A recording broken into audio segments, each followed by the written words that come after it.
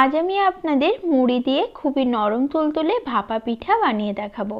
মুড়ি দিয়েও যে এত সুন্দর ও এত নরম তুলতুলে পিঠে তৈরি করা যায়, তাও আবার কোনো রকম ছাঁচ ছাড়া শুধুমাত্র হাতে ডিজাইন করে, সেটা না দেখলে বিশ্বাস হবে না। আর এই পিঠেটা খেতেও খুবই টেস্টি হয়। নমস্কার বন্ধুরা, আমি সোমা। আমার চ্যানেলের নতুন একটি পর্বে আপনাদের সবাইকে স্বাগত। চলুন তাহলে আজকের এই রেসিপি শুরু করা যাক। আর রেসিপিটি প্রথম থেকে শেষ পর্যন্ত দেখার অনুরোধ রইল। মুড়ির এই ভাপা পিঠে তৈরি করে নেওয়ার জন্য প্রথমে আমি পুরটা তৈরি করে নেব। তার জন্য একটা মিডিয়াম সাইজের নারকেল আমি কুড়িয়ে নিয়েছি, সঙ্গে দিয়ে দিলাম পাটালি গুড়, আর দিলাম 3টে এলাচ। আমি এখানে গোটা এলাচ ফাটিয়ে দিয়েছি, আপনারা চাইলে এখানে এলাচের গুঁড়োটাও ব্যবহার করতে পারেন। এখন হাত দিয়ে খুব ভালো করে গুড় ও নারকেলটা মিশিয়ে নেব। তারপর গ্যাসের ফ্লেম মিডিয়ামে রেখে কন্টিনিউ নাড়াচাড়া করে নারকেলের পুরটা তৈরি করে নেব। যতক্ষণ না পুরটা শুকনো শুকনো হয়ে আসছে ততক্ষণ এটা কন্টিনিউ নাড়াচাড়া করতে থাকতে হবে, নাহলে কিন্তু কড়ার তলায় পুরটা লেগে যেতে পারে। আমি প্রায় 5 থেকে 7 মিনিট পর দেখাচ্ছি। দেখুন, এখন পুরটা অনেকটাই শুকনো শুকনো হয়ে গেছে। এই পর্যায়ে গ্যাস অফ করে দিলাম। এরপর পুরটা একটি পাত্রে নামিয়ে ঠান্ডা করে নেব। এবার নিয়ে নিচ্ছি মুড়ি। আমি এখানে 3 কাপ ভর্তি মুড়ি নিচ্ছি। এই মুড়িগুলোকে আমি গুঁড়ো করে নেব। তো আমি মিক্সিতে গুঁড়ো করে নেব, আপনারা চাইলে শিলে অথবা পাটায়ও গুঁড়ো করে নিতে পারেন। 3 কাপ মুড়িকে গুঁড়ো করে নিলে সেটা 1 কাপ হয়। ঠিক এইভাবেই 6 কাপ মুড়ি গুঁড়ো করে আমি 2 কাপ আটা তৈরি করেছি। এবার অন্য একটি কড়াইতে নিয়ে নিচ্ছি লিকুইড দুধ। আমি এখানে 2.5 কাপ লিকুইড দুধ নিয়ে নিচ্ছি। তারপর এর মধ্যে দিয়ে দেব 4 চামচ মতো চিনি, আর দিয়ে দিচ্ছি অল্প একটু স্বাদ অনুযায়ী নুন। মিষ্টি জিনিসে অল্প একটু নুন দিলে তার টেস্টটা খেতে বেশ ভালো হয়। এখন সব কিছু একসঙ্গে ভালো করে মিশিয়ে দুধটা ফুটিয়ে নিচ্ছি। দুধ ফুটে উঠলে গ্যাসের ফ্লেম একদম কমিয়ে তৈরি করে রাখা মুড়ির আটাটা আমি এখানে দিয়ে দিলাম। এখন সব কিছু একসঙ্গে ভালো করে নাড়াচাড়া করে মিশিয়ে নিচ্ছি।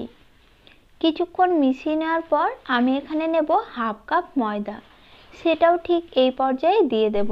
এখন আবারও সব কিছু একসঙ্গে ভালো করে মিশিয়ে নিয়ে কন্টিনিউ নাড়াচাড়া করতে থাকবো। এই পর্যায়ে গ্যাসের ফ্লেম মিডিয়ামে করে দিয়ে কন্টিনিউ নাড়াচাড়া করে একটি ডো তৈরি করে নিতে হবে। নাড়াচাড়া করতে করতে যখন দেখবেন ডোটা কড়ার গা ছেড়ে সহজেই উঠে আসছে, তখন বুঝতে পারবেন পিঠের জন্য ডোটা একদম তৈরি হয়ে গেছে। ঠিক এই পর্যায়ে পিঠের এই ডোটা আমি একটি কড়াইতে নামিয়ে নিয়েছি আর একটু ঠান্ডা করে নিয়েছি। তবে উষ্ণ গরম থাকতে হবে, পুরোপুরি ঠান্ডা করা যাবে না। উষ্ণ গরম থাকা অবস্থায় 1 টেবিল চামচ সাদা তেল দিয়ে ভালো করে ডোটা এভাবে ঠেসে একদম স্মুথ করে মেখে নিতে হবে। তেলের পরিবর্তে আপনারা ঘিও ব্যবহার করতে পারেন। আর এখন দেখুন ডোটা আমি একদম স্মুথ করে মেখে নিয়েছি। আর কোনো রকম ডোটা কিন্তু হাতে লেগে আসবে না, আর চিটচিটে হবে না। খুবই স্মুথ একটা ডো তৈরি হবে।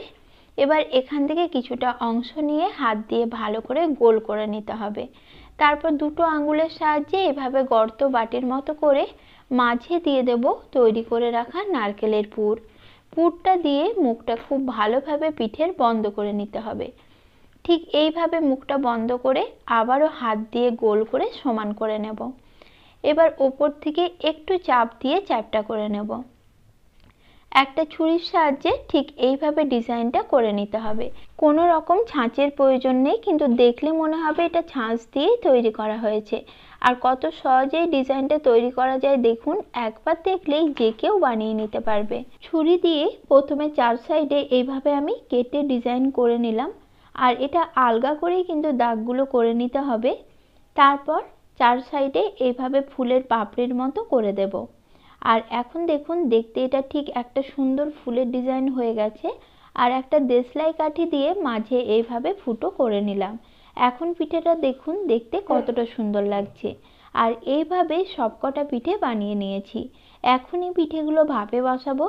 তার জন্য এই রকম একটি ছিদ্রযুক্ত থালা নিয়েছি, তার মধ্যে অল্প একটু সাদা তেল লাগিয়ে নিলাম। এখন এক এক করে পিঠেগুলো থালার উপরে দিয়ে দিচ্ছি। অন্যদিকে একটি কড়াইতে আমি আগের থেকে জল গরম হতে বসিয়ে দিয়েছিলাম, আর জল ভালো মতো গরম হয়ে গেছে। এখন এর উপরে থালাটা দিয়ে ঢেকে দিচ্ছি।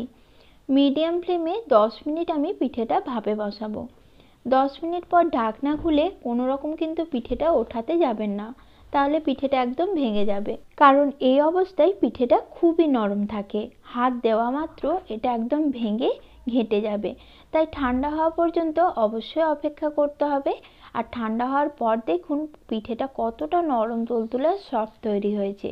আজকের আমার এই পিঠের রেসিপি আপনাদের কেমন লেগেছে কমেন্টে অবশ্যই জানাবেন। নমস্কার বন্ধুরা, সকলেই ভালো থাকবেন।